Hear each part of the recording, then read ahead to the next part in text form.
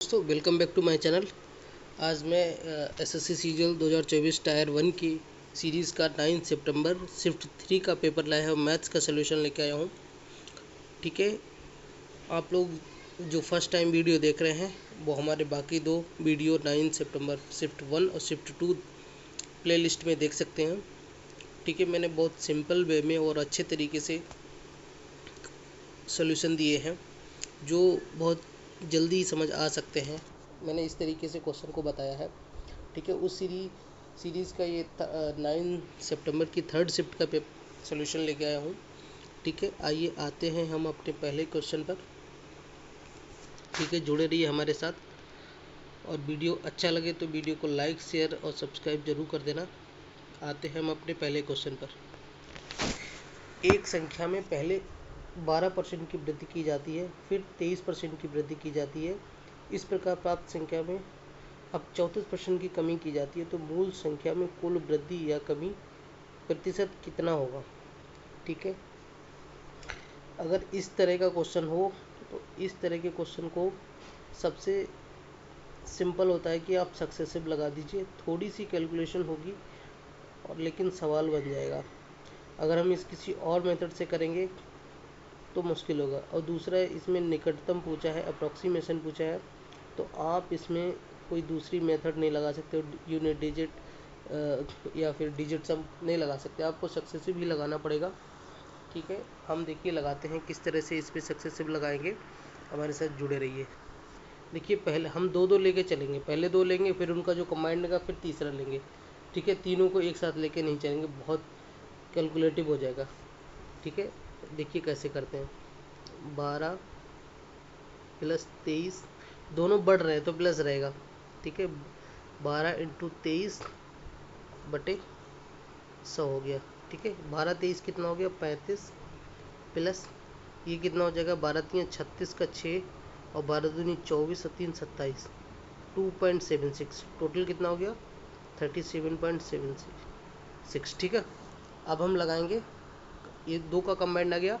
अब हम 34% की जो कमी हो जाती है उसको लगाते हैं। कैसे लगाएंगे 37.76 माइनस, क्योंकि वो कमी है तो 34 हो जाएगा। और एक प्लस एक माइनस होता तो लास्ट में भी माइनस आता है, क्योंकि माइनस 34 होता है। हमारा फार्मूला क्या होता है x plus Y plus x by upon 100। ठीक है, तो हम इसको लगाएंगे माइनस 37.76। कलर चेंज कर लेते हैं इसका, नॉर्मली करते हैं, सॉरी कहाँ से आएगा वो, ये देखते हैं 37.76। ठीक है, अब ये देखिए इसमें से कितना बचा 3.76 3.76। ठीक है, और अब कितना बचा इधर देखिए, इंटू कितना होगा 34, ये तो भूल ही गए थे, अपॉन 100। ठीक है, 37.76। अब ये देखिए माइनस, ये प्लस का हुआ। ठीक है, अब यहाँ देखिए, अब ये कैलकुलेशन जो है अब ये थोड़ा ट्रिकी पड़ेगा। हम कैसे करेंगे, देखिए 37.76 को हम क्या कर लेंगे 38 मान लेंगे। ठीक है, और 38 में से ये कितना माइनस करना पड़ेगा, माइनस का 0.26 कम करना पड़ेगा 24। ठीक है, हम इसको बाद में देख लेंगे, हम पहले 38 देखते हैं। अब ये देखिए 38 और 34 की मल्टीप्लाई करना थोड़ा मुश्किल है। ठीक है, 38 और 34 जो है इनके बीच की जो वैल्यू है वो 36 है। 38 36 से 2 ज़्यादा है और 34 36 से 2 कम है। तो हम क्या करेंगे 36 प्लस 2 36 माइनस 2 लिखेंगे यहाँ पर, तो वो हमारा हो जाएगा, हम डायरेक्ट एक लाइन आगे की लिखते हैं 32 स्क्वायर माइनस 2 स्क्वायर हो जाएगा, अपॉन में 100 चल रहा है। ठीक है, अब ये इधर माइनस था, ठीक है, लेकिन ये पहले माइनस लगा तो ये प्लस का हो जाएगा, कितना हो जाएगा 0.26 इंटू 34। क्योंकि देखिए हम ऐसा इसलिए कर रहे हैं क्योंकि हमारे ऑप्शन बहुत क्लोज है, 9 और 10 में सिर्फ थोड़ा ही फ़र्क है, इसीलिए हमें ऐसा करना पड़ा। अगर ये बड़े बड़े होते ऑप्शन, ठीक है, तो हमको ये सब करने की ज़रूरत नहीं पड़ती। अब ये देखो 36 का स्क्वायर कितना होता है 1296 और माइनस का 4 हो गया 1292, अपॉन में 100 में तो हम डायरेक्ट लिख देते हैं 3.76 माइनस 12.92 प्लस, अब ये देखिए 24 होगा ना, क्योंकि 76 24 होगा।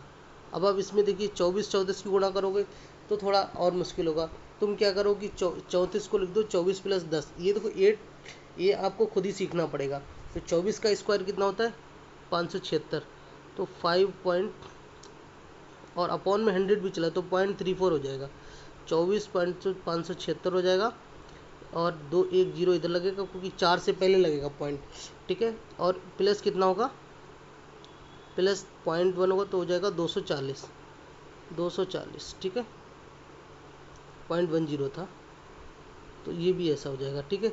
अब इसमें से देखिए 12 में से 3 का 9, 9 पॉइंट और 9 में से 9.08, ठीक है। 12 में 6 का 6, 9.16 ऐसे आएगा, ठीक है।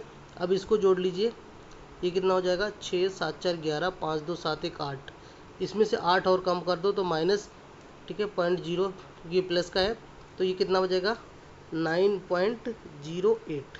तो हमारा अप्रोक्सीमेशन में आ जाएगा 9% डिक्रीज, क्योंकि माइनस का चल रहा था, ठीक है।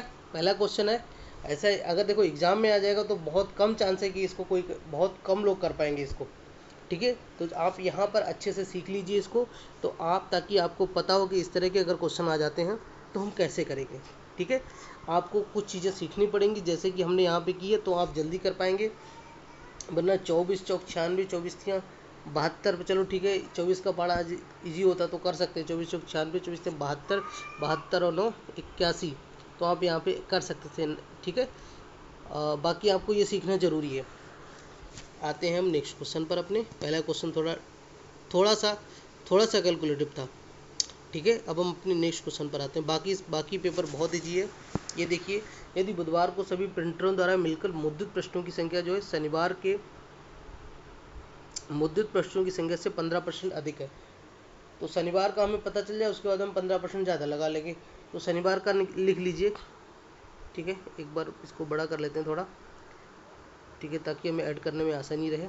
अब ये देखिए 4 3 7 68 15 15 9, क्योंकि इसमें बहुत अंतर है तो हम इसमें हम क्या वो नहीं लगाएंगे, क्या डेविएशन नहीं लगाएंगे, क्योंकि ज़्यादा डिफरेंस है, इसलिए ऐड करना ही ठीक है। 4 3 7 68 15 15 9 24 के 0 यहाँ से लगा, 2 5 2 7 7 2 9 9 5 14 14 और 8 22 32, सॉरी हाँ 22 हो गया, यहाँ से लगा 2 8 2 10 1 11 11 और 6 17 17 7 24, और ये कितना हो गया है 2 1 3, ये इतना हो गया है, ठीक है। अब ये कितना 15% ज़्यादा, कितना हम हो जाएगा 23 बटे 20, 3 चौक 12, कुछ गड़बड़ हो रहा है ना, ऐड करने में कुछ दिक्कत हुई लग रहा है, क्योंकि 4 3 7 68 15 15 और 9, हाँ सॉरी, ठीक है, हम क्वेश्चन का कुछ और समझ रहे हैं। 2, ठीक है, इससे ये कटेगा। अब देखिए आपको कैसे करना है, पूरा कैलकुलेट नहीं करना है आपको सिर्फ यहाँ पे यूनिट डिजिट का ध्यान रखना है।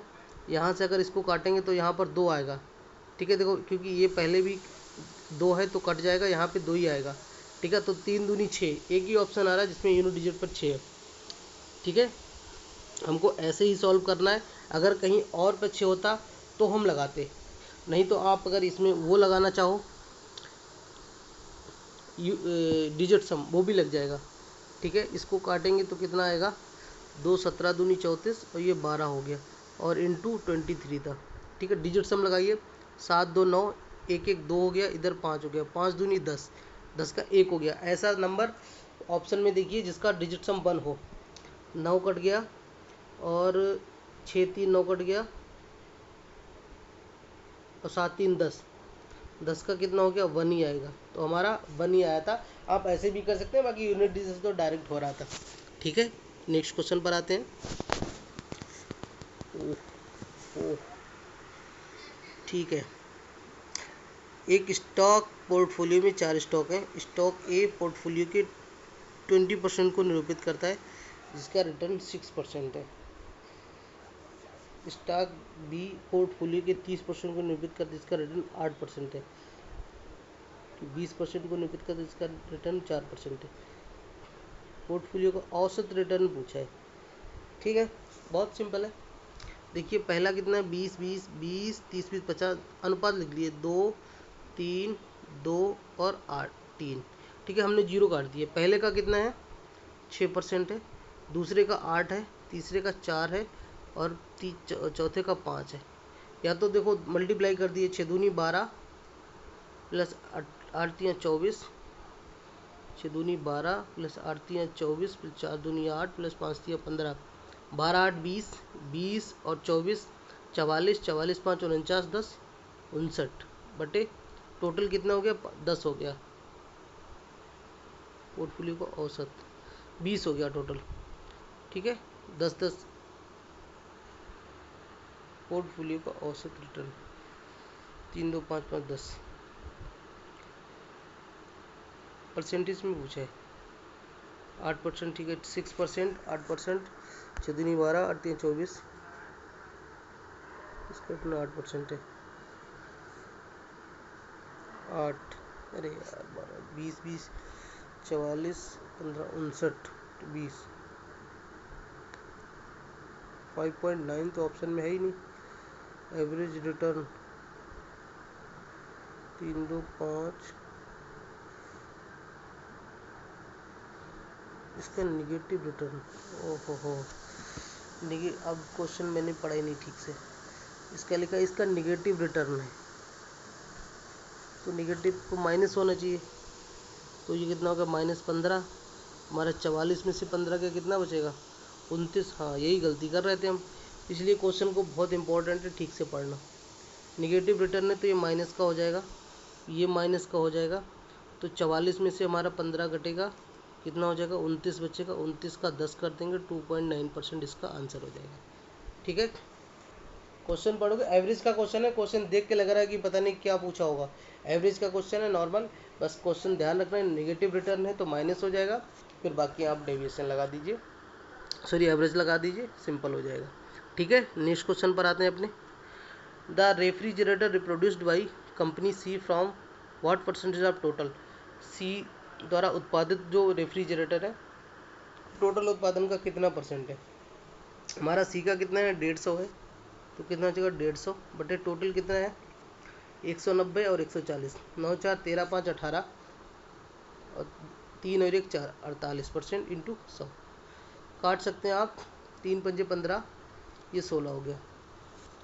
5 इंटू 100/16, 100/16 या 1/16% की वैल्यू आपको याद रखना पड़ेगा, बहुत आसान रहेगा। क्या होती है, 5 इंटू 16 96 होता है, 6.05 होता है। ठीक है, तो आप मल्टीप्लाई कर दीजिए, 55 25 5 6 का 30, तो यही इसका आंसर हो गया, 30.25। ठीक है, क्योंकि देखो 16 16 96 40 बचा,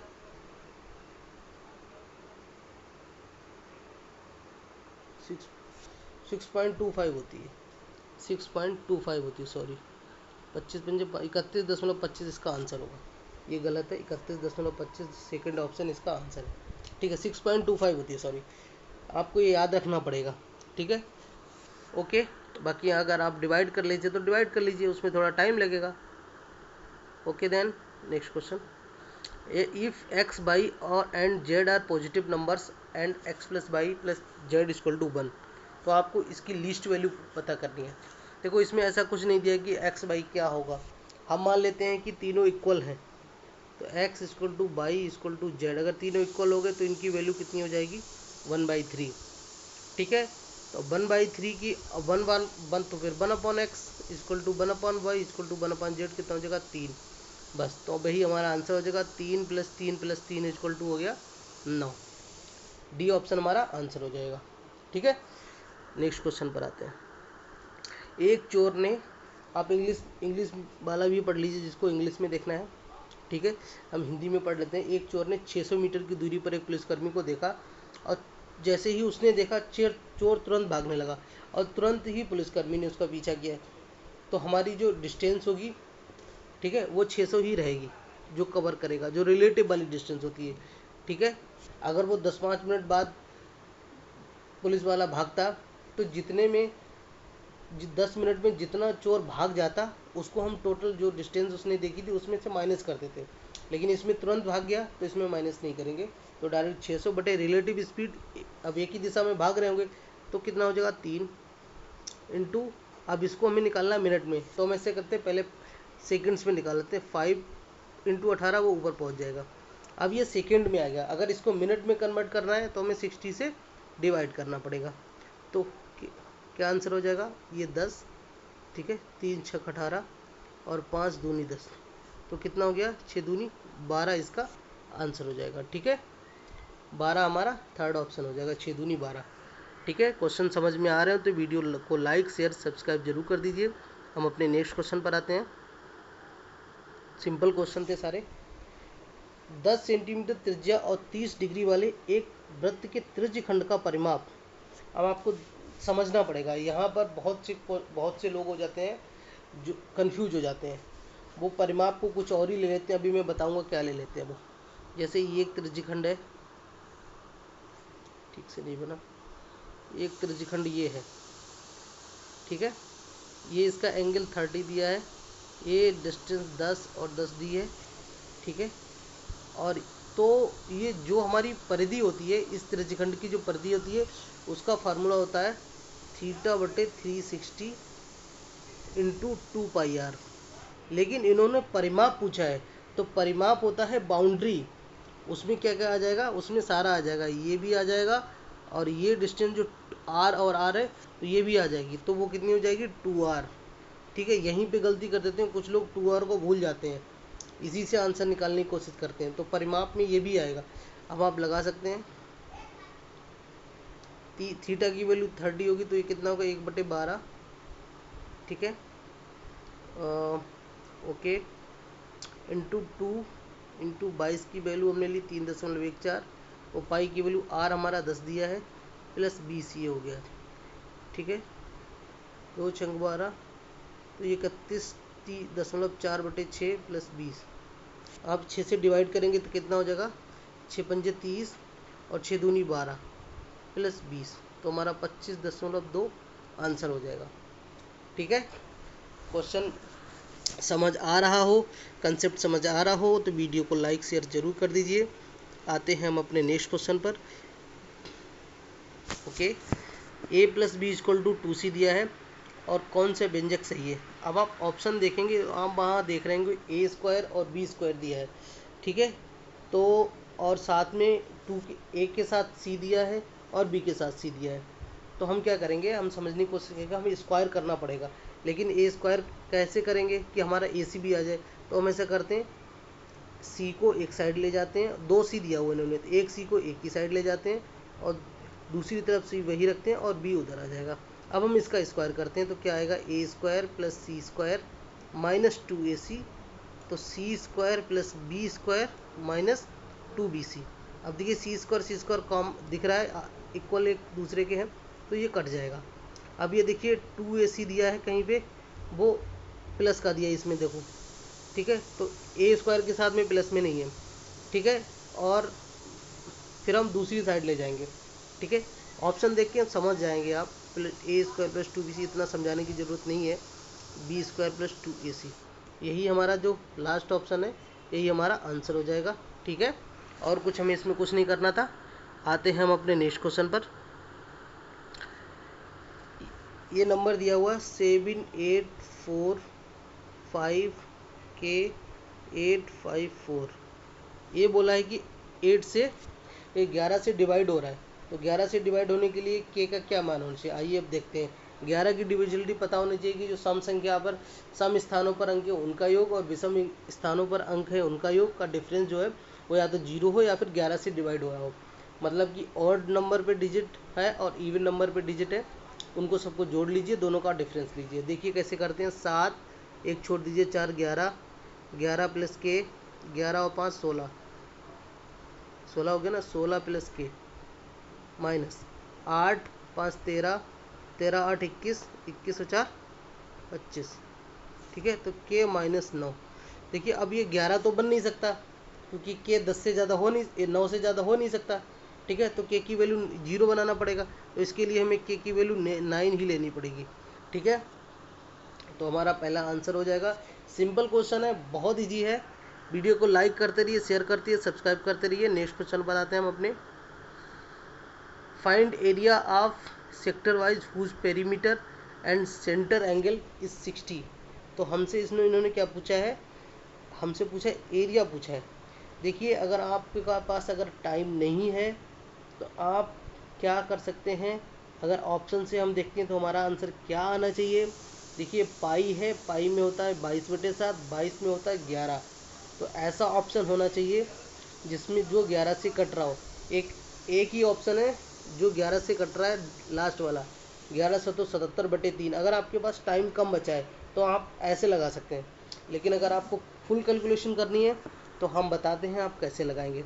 देखिए हमें पेरीमीटर दिया हुआ, अभी हमने पिछले वाले क्वेश्चन में बताया था कि हम पेरीमीटर कैसे निकालते हैं, तो सेम इसी तरह हम यहाँ पे निकालेंगे।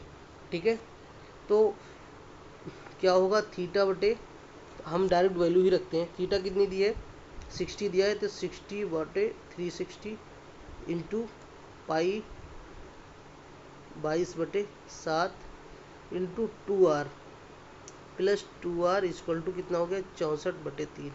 हम 2r कॉमन ले लेंगे। ठीक है, अंदर क्या बचेगा, इधर 6 बचेगा। ठीक है, अगर हम इसको काट देंगे तो 2 से कट जाएगा, 2 11 बचेगा, 3 बचेगा। तो 11/21 प्लस 1 बचेगा बराबर 64/3। ठीक है, तो कितना हो जाएगा 2r, इसको एलसीएम लेंगे 21, और 21 प्लस 11 हो जाएगा 32, बराबर हो गया 64/3। अब ये देखिए 32 दूनी 64 होता है, ये 64 से कट जाएगा, 3 7 21 होता है, तो r बराबर हमारा कितना आ जाएगा, 7 आ जाएगा। ठीक, अब इन्होंने एरिया पूछा है तो लगा दीजिए फार्मूला। एरिया का कितना होता है, θ/360 और πr² ये होता है। ठीक है, ये कितना 60/360 इंटू पाई 22/7, आर कितना हो गया 7 × 7, 7 से 7 कट गया, 6 से 6 कट गया। ठीक है, 2 से कटेगा 11, नीचे आया 3, तो हमारे पास कितना बचा, 11 इंटू 7 और बटे 3, तो 77/3 हमारा जो हमने बताया था स्टार्टिंग में वही इसका आंसर हो गया है। ठीक है, तो अगर आपके पास टाइम नहीं है तो आप ऐसे इस्तेमाल कर सकते हैं, पाई से 11 निकलेगा, 11 से जो ऑप्शन कट रहा होगा वही इसका आंसर होगा, क्योंकि देखो 47 तो अभाज्य संख्या है, तो आर कोई मतलब ही नहीं बनता, क्योंकि उसमें r² होगा ही होगा। ठीक है, तो ऐसा नंबर तो कोई बनेगा नहीं।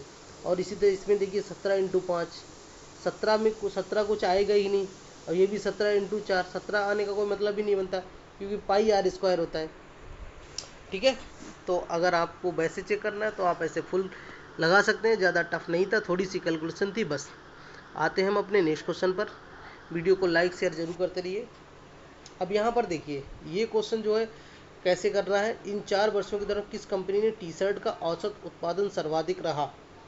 ठीक है, अब आपको यहाँ पर देखो सबको जोड़ना नहीं है, यहाँ पर आपको स्मार्ट अप्रोच दिखानी है, जोड़ना नहीं है, जोड़ोगे तो सब में बहुत टाइम लगेगा। और एवरेज पूछा, फिर जोड़ के आप उसको घटाओगे, सॉरी आप उसको 5 से डिवाइड करोगे तो और टाइम लगेगा। आपको कैसे करना है, देखिए पहले सारे नंबर को देख लीजिए, सारे 240 के आसपास के हैं।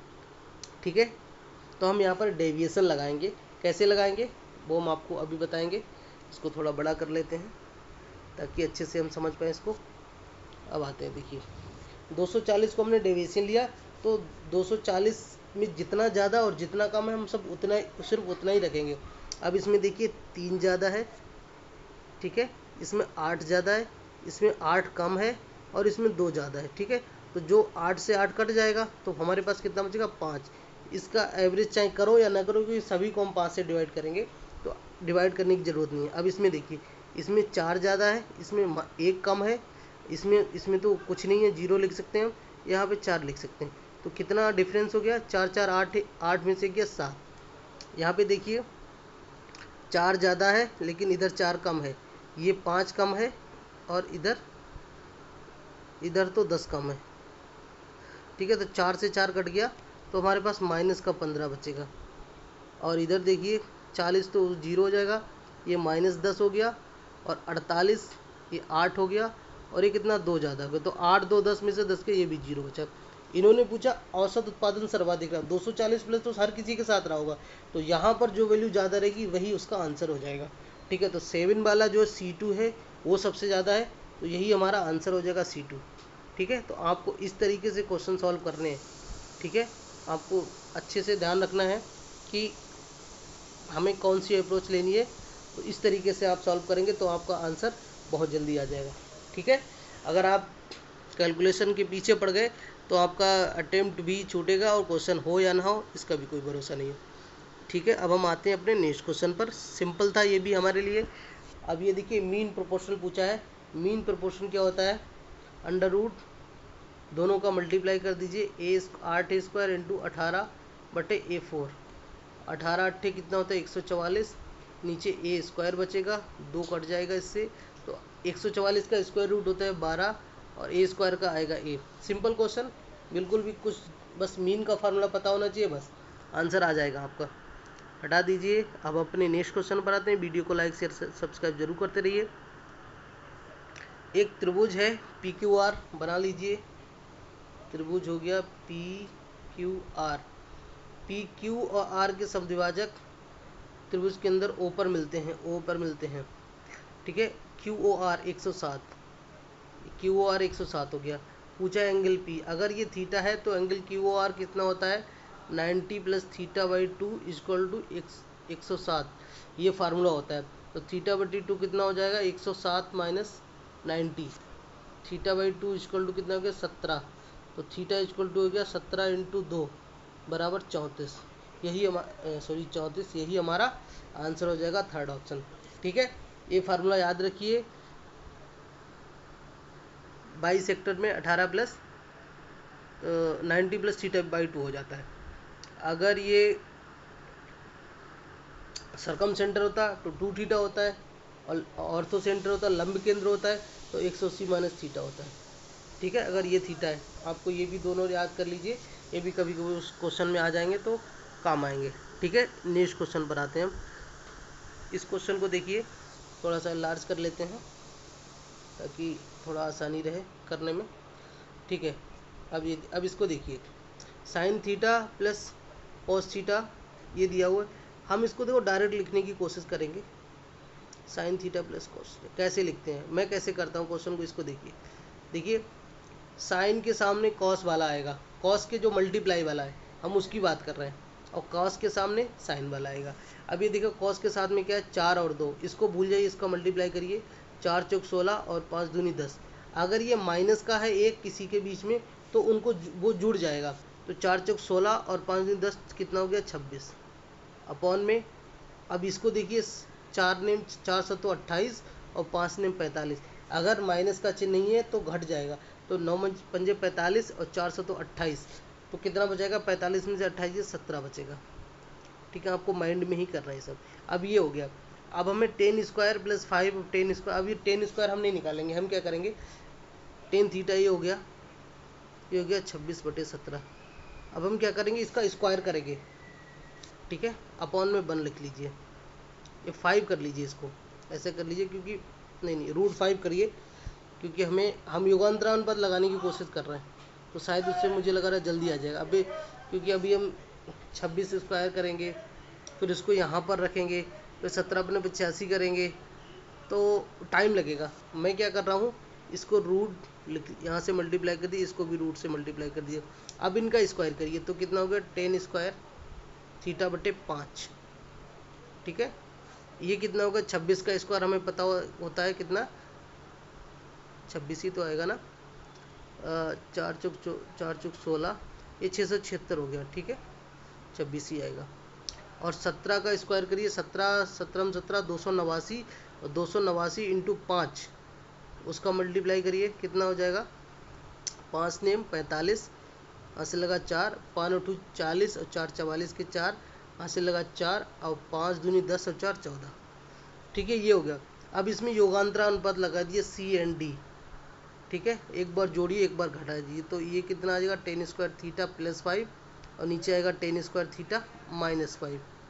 ठीक है, यही ऊपर करिए। अब इनको जोड़िए एक बार, 6 5 11 और 5 4 9, 7 4 11 1 12 और 6 4 10 10 1 11 और 1 1 2। ठीक है, अब इसको घटा भी दीजिए, तो क्या होगा 15 में से 6 गया 9 और इधर बचेगा 13 में 7 गया 6 और इधर बचा 13 13 में 6 गया 7। लेकिन ये नीचे वाला माइनस करेंगे हम, क्योंकि -5 कर रहे हैं तो ये माइनस का आ जाएगा। ठीक है, यही हमारा आंसर देखो फोर्थ ऑप्शन में दिया हुआ है, यही हमारा आंसर हो जाएगा। अगर हम शायद वैसे करते टेन स्क्वायर निकालते फिर उसकी वैल्यू यहाँ रखते तो मेरे हिसाब से काफ़ी टाइम लग जाता।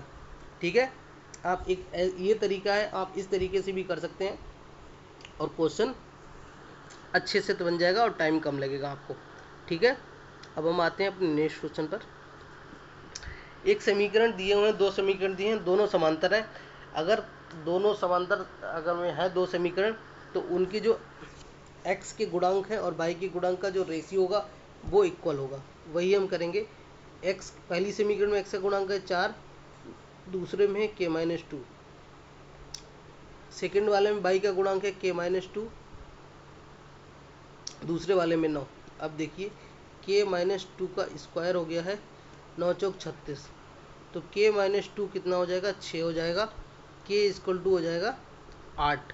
पूछा है k स्क्वायर प्लस 6, k की वैल्यू 8 है तो 8 का स्क्वायर प्लस 6 और 2 2 64 प्लस 6 बराबर हो गया 70।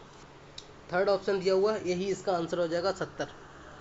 ठीक है, अब हम अपने क्वेश्चन समझ आ रहा है तो वीडियो को लाइक शेयर सब्सक्राइब करते रहिए और शेयर भी करते रहिए।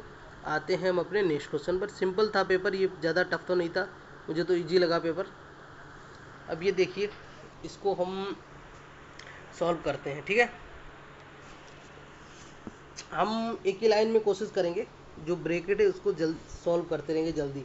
13 देखिए, अब ये देखिए माइनस, अब माइनस खोल देंगे ब्रैकेट तो कितना हो जाएगा 7, ये माइनस माइनस प्लस हो जाएगा, अब ये कितना होगा 7 4 11।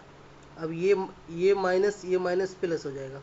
ठीक है, अब प्लस हो जाएगा तो प्लस लिख देंगे, अंदर के जैसा है वैसे लिख दीजिए 7, ये -7 और ये माइनस का प्लस हो जाएगा 4, ये -7। ठीक है, और ये माइनस था तो ये भी माइनस हो जाएगा 14। ठीक है, बाकी आप जैसे कैलकुलेशन करने वैसे सही रहेगा। देखो 7 से 7 गया। ठीक है, 7 7 14। ठीक है, और 13 11 24, प्लस प्लस वाले जोड़ दिए, 13 11 24 4 28, माइनस वाले 7 7 14 14 28। ये हमारा आंसर हो गया 0। आपको जैसे ठीक लगे वैसे कर लीजिए, मैं ऐसे करता हूँ क्योंकि ज़्यादा फ्रैक्शन में तो है नहीं जो हमें एक एक लाइन करनी पड़ेगी, एक ही बार में कर लीजिए और थोड़ा सा साइन का ध्यान रखिए, बस आपका आंसर आ जाएगा। ठीक है, अब हम आते हैं अपने नेक्स्ट क्वेश्चन पर। वीडियो को लाइक शेयर करते रहिए। एक बेईमान दुकानदार जो है वो 25 रुपये पर केजी की दर से नमक बेचने का दावा करता है, लेकिन नमक का क्रय मूल्य 25 ही है, तो उसको क्या फ़ायदा होगा?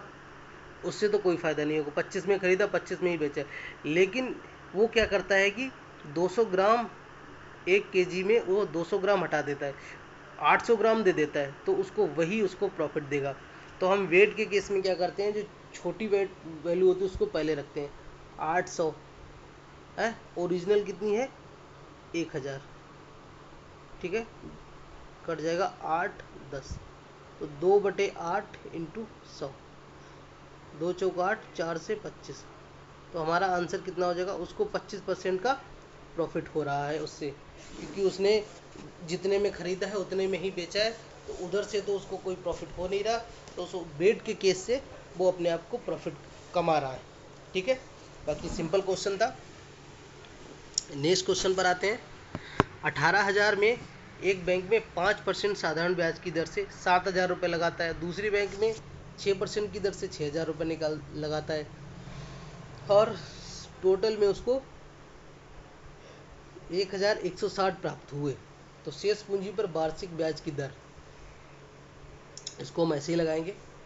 देखिए 5% जो है वो 7,000 रुपये लगाएं तो कितना हो गया 500, तो 35 350, और 6% जो लगाया उसने 6,000 रुपये, तो कितना हो गया 360। ये हमारा कितना हो गया 710। हमारे पास टोटल कितना ब्याज है 11,160 में से 710 घटा देंगे तो कितना आएगा 450। ठीक है, ये प्रिंसिपल हो गया। और हमारा सॉरी ब्याज इंटरेस्ट हो गया। हमारे प्रिंसिपल कितना बचा 18,000 था टोटल, और ये कितना 7 अच्छे 13। ठीक है, 18 में से 13 के 5,000 बचेगा, तो यही बचेगा बटे 5,000 इंटू 100। जीरो से जीरो कट गया, जीरो से जीरो कटेगा, और 5 ने 45, 9% प्रॉफिट होगा उसमें।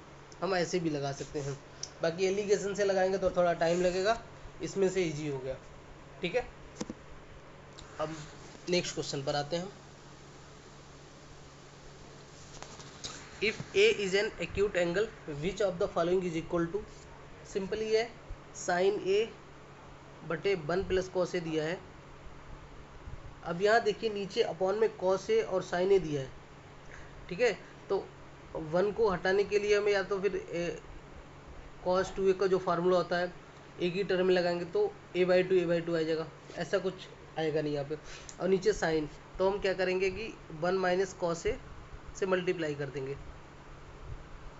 ठीक है, तो ऊपर साइन ए, क्योंकि हमें ऊपर 1 + cos a और 1 + sin a दिख रहा है। ठीक है, तो 1 + sin a से तो कुछ बनेगा नहीं, 1 - cos a करेंगे तो हमारा कुछ बन जाएगा। तो ये 1 - cos a हो गया, नीचे हो गया है 1 - cos स्क्वायर ए, तो ये कितना होता है साइन ए 1 - cos ए बटे नीचे 1 - cos स्क्वायर ए कितना होता है साइन स्क्वायर होता है, ये होता है साइन स्क्वायर ए। तो एक साइन से एक साइन कट जाएगा, हमारे पास क्या बचेगा 1 - cos ए बटे साइन ए। सिंपल है ये भी, तो ये हम काट देते हैं, हमने जो लिख रखा था इस पर। तो हमारा आंसर हो जाएगा कौन सा हो जाएगा 1 - cos ए बटे साइन ए, फोर्थ ऑप्शन हमारा आंसर हो जाएगा। ठीक है, सिंपल था ये भी, सिर्फ ये मल्टीप्लाई करना था ऊपर नीचे, बाकी हमारा आंसर आ गया, इजी था। नेक्स्ट क्वेश्चन पर आते हैं अपने, लास्ट के 4 क्वेश्चन बचे हैं, अच्छे से समझ लीजिए, पूरी वीडियो देख लीजिए। क्लियरेंस सेल में एक साड़ी एक अंकित मूल्य 10,490 की थी, 10,490 हमारा एमपी था। हमारा एसपी कितना हो गया, उसने बेचा कितने 9,441 में, तो उसको कितना फ़ायदा हुआ, कितना छोटी छूट ही उसकी, 10 में से 1 गया 9, इधर 9 8 में से 4 गया 4, और इधर बचा 0, और 10 में से 9 गया 1, 1,049 का इसको छूट मिली। और हमारा अंकित मूल्य कितना था 10,490 इंटू 100, 0 से 0 कट गया, इससे ये कट गया, हमारा 10% इसका आ गया आंसर। ठीक है, अगर हम इसको डायरेक्ट ऑप्शन से करते तो कैसे ये होता, आप ये देख लीजिए कि 10 में से हम कितना घटाएंगे तो हमारा 1 आएगा, 10 में से 9 घटाएंगे। ठीक है, तो एक ही ऑप्शन दिख रहा है जिससे 9 आएगा, वो 10% ही ऑप्शन है, क्योंकि 9 एकम 9 हो जाएगा। तो 12 नियम 108 उससे 8 होगा, 18 नियम 8 नियम 72 उससे 2 होगा, और 5 नियम 45 उससे 5 होगा, तो 10 में से 5 घटाना पड़ेगा। तो एक ही ऑप्शन है बी 10%, जिससे वहाँ पर 9 आएगा, बाकी कोई ऑप्शन नहीं है। तो आप वैसे भी कर सकते हैं, आपको अगर ओरली जल्दी करना है तो आप वहाँ से कर सकते हैं इसको। ठीक है, अब हम आते हैं अपने नेक्स्ट क्वेश्चन पर। वीडियो को लाइक शेयर सब्सक्राइब जरूर करते रहिए, वीडियो अच्छा लग रहा हो तो ज़रूर सपोर्ट करिए। त्रिभुज EFG और HIJ सर्वांग सम है, तो उनका क्षेत्रफल अगर EFG का दिया है तो HIJ का क्या होगा। देखो सर्वांग सम के केस में क्या होता है, सर्वांग सम का मतलब कि वो वही ही है, गंगाधरी शक्तिमान है। ठीक है, तो जो एरिया EFG का होगा वही HIJ का होगा, और जो उसका जैसे परिमाप है वो भी वही होगा, संगत भुजाएं वो भी वही होगा, मतलब वही गंगाधरी शक्तिमान वाला खेल हो गया यहाँ पर। तो इसका आंसर भी वही हो जाएगा, 124 ही हो जाएगा। ठीक है, कुछ नहीं करना है, सिंपल क्वेश्चन है। हम अपने नेक्स्ट क्वेश्चन पर आते हैं। Sec alpha plus tan alpha बटे sec alpha minus tan alpha बराबर 7/4 है, तो कौशिक अल्फा पूछा है। इसमें भी योगांतरानुपात CND लगा दीजिए, जोड़ दीजिए। देखो अब हम जोड़ेंगे अगर इनको आपस में, तो ऊपर 2 सेक अल्फा आ जाएगा। एक मिनट पूरा अच्छे से लिख लेते हैं, कितना आ जाए, सॉरी, कितना आ जाएगा 2 सेक अल्फ़ा, क्योंकि 10 से 10 कट जाएगा अगर हम जोड़ेंगे, घटाएंगे तो सेक से सेक कट जाएगा, 10 अल्फ़ा में से 10 अल्फ़ा 2 10 अल्फ़ा हो जाएगा। ये आप कर सकते हैं। 7 और 4 11, मतलब इन दो को ऊपर जोड़ दीजिए और नीचे आपस में घटा दीजिए। 7 4 11, 7 में 4 गया 3, 2 से 2 कट गया। अब सेक अल्फ़ा क्या होता है 1 कॉस अल्फ़ा, और 10 अल्फ़ा क्या होता है साइन अल्फ़ा बटे कॉस अल्फ़ा बराबर 11/3। कॉस से कॉस कट गया, हमारा ये कितना बचा है 1/साइन अल्फ़ा बराबर 11/3। 1/साइन अल्फ़ा क्या होता है कॉसिक अल्फ़ा ही होता है, कॉसिक अल्फ़ा इक्वल टू 11/3। वही इन्होंने पूछा है कि कॉसिक अल्फ़ा की क्या वैल्यू होगी, तो थर्ड ऑप्शन हमारा आंसर हो गया, कॉसिक अल्फ़ा की वैल्यू होगी 11/3। सिंपल पेपर था ये, बहुत अजीब था। कुछ ही क्वेश्चन थे जो टफ थे, बाकी तो ओरल हो जाते सारे, ओरली हो जाते सारे। ठीक है, ये भी जिसमें ये भी इसका उदाहरण है कि ये क्वेश्चन कॉपी पेन का इसमें ज़रूरत नहीं थी, ऐसे ही हो सकता था क्वेश्चन को देख के। अब आते हैं अपने नेक्स्ट क्वेश्चन पर। एक पाइप एक ओवरहेड टैंक को 12 घंटे में भर सकता है, तो ये पॉजिटिव वाला है, मतलब भर रहा है ये। और दूसरा क्या है कि तेल तली में रिसाव था, इसके कारण क्या इसको 18 घंटे लग गए। ठीक है, इसमें रिसाव भी है 18 में, तो इसका एलसीएम कितना है 12 3 36, 12 3 36, 18 दूनी 36। अब ये देखो पहले 3 बार में भर रहा था, लेकिन अब इफिशियंसी 2 हो गई, मतलब 1 कम हो गई, तो रिसाव की इफिशियंसी वही हो जाएगी, 3 - 2 गया 1 हो जाएगी, तो 1 हो जाएगी रिसाव की इफिशियंसी जो छिद्र है। ठीक है, अगर पूरा भरा हुआ है तो इसको खाली करने में कितना टाइम लगेगा, तो इसको 36 बटे इसकी इफिशियंसी कितनी है 1, उससे डिवाइड कर दिए तो 36 आर। ठीक है, इसको लगेंगे इसको पूरे भरे हुए टैंक को खाली करने में। ठीक है, सिंपल क्वेश्चन था ये भी, ज़्यादा टाइम इसमें भी नहीं लगा। अपने लास्ट के 2 क्वेश्चन बचे हैं, 2-3 क्वेश्चन उसको कर लेते हैं। ओके, अब ये देखिए, what is the percent increase of helmet C in 2002।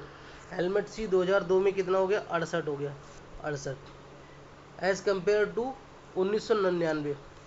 Compare 1999 में सी कितना था 54 था। कितना डिफरेंस हो गया 14 का डिफरेंस हो गया, 14/54 इंटू 100।